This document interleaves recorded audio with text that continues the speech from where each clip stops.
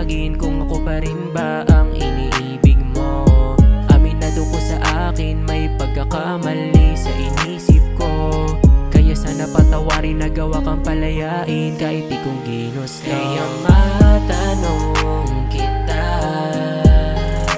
pipiliin pa ba kung di na masaya? Nandito pa ako, nandyan ka pa ba? Sabihin lang kung sakaling gusto mong umusad na. Naiwanan tulala, lumalayo ang isipan kong lumilipad. Napaluan na bigla dahil sa mga pangakong di na natupad.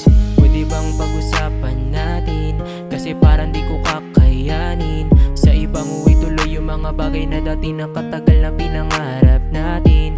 Di ko hahayaan na tuluyan na mawakasan mga pinangawakang pagsasama. Pero paano kung ikaw na mismo ang may sabing napasok ko, tila hindi mo na kaya? Bakit ba ganito?